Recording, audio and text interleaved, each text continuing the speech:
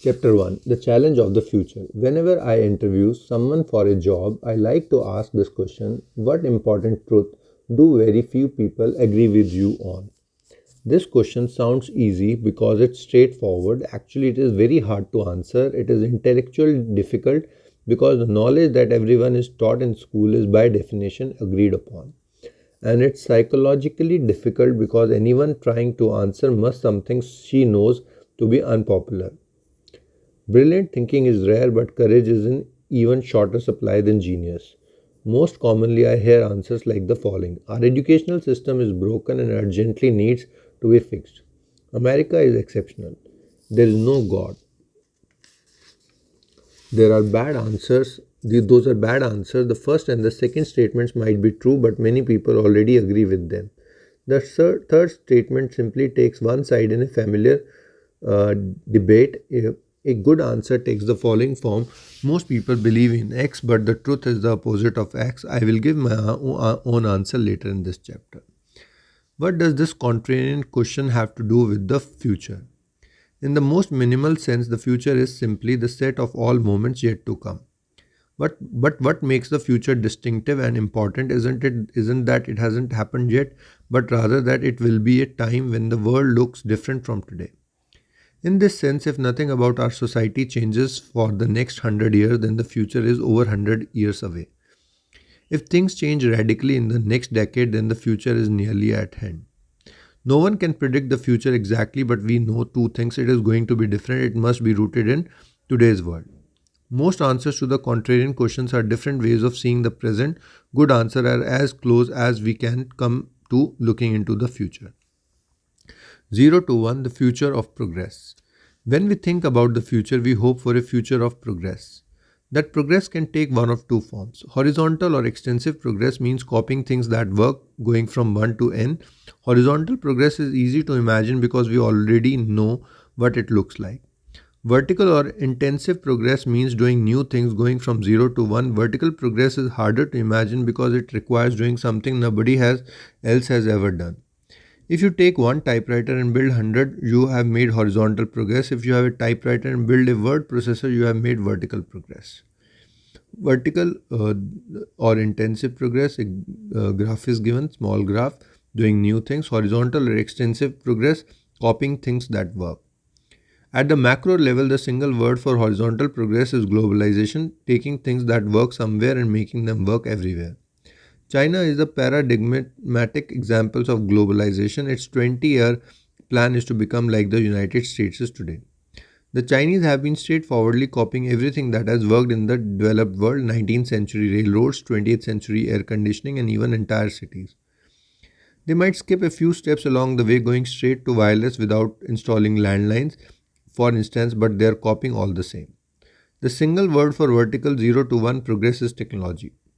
The rapid progress of information technology in recent decades has made Silicon Valley the capital of technology in general. But there is no reason why technology should be limited to computers. Properly understood, any new and better way of doing things is technology. There is a graph: globalization 1 to n, technology 0 to 1, vertical on y-axis, on x-axis globalization is there. Because globalization and technology are different modes of progress, it's possible to have both, either or neither at the same time. For example, 1815 to 1914 was a period of both rapid technological development and rapid globalization. Between the First World War and Kissinger's trip to reopen relations with China in 1971, there was rapid technological development but not much globalization. Since 1971, we have seen rapid globalization along with limited technological development, mostly confined to IT. This age of globalization has made it easy to imagine that the decades ahead will bring more convergence and more sameness. Even our everyday language suggests we believe in a kind of technological end of history. The division of the world into the so-called developed and developing nations implies that the developed world has already achieved the achievable and that poorer nations just need to catch up. But I don't think that's true. My own answer to the contrary question is that most people think the future of the world will be defined by globalization, but the truth is that technology matters more. Without technological change, if China doubles its energy production over the next 2 decades, it will also double its air pollution. If every one of India's hundreds of millions of households were to live the way Americans already do, using only today's tools, the result would be environmentally catastrophic. Spreading old ways to create wealth around the world will result in devastation, not riches. In a world of scarce resources, globalization without new technology is unsustainable. New technology has never been an automatic feature of history. Our ancestors lived in static, zero sum societies where success meant seizing things from others. They created new source of wealth only rarely, and in the long run they could never create enough to save the average person from an extremely hard life. Then, after 10,000 years of fitful advance from primitive agriculture to medieval windmills and 16th century astrolabes, the modern world suddenly experienced relentless technological progress from the advent of the steam engine in the 1760s all the way up to about 1970. As a result, we have inherited a richer society than any previous generation would have been able to imagine. Any generation excepting our parents and grandparents, that is, in the late 1960s, they expected this progress to continue. They look forward to a 4-day work week, energy too cheap or meter, and vacations on the moon. But it didn't happen. The smartphones that distract us from our surroundings also distract us from the fact that our surroundings are strangely old. Only computers and communications have improved dramatically since mid-century. That doesn't mean our parents were wrong to imagine a better future. They were only wrong to expect it as something automatic. Today, our challenge is to both imagine and create the new technologies that can make the 21st century more peaceful and prosperous than the 20th.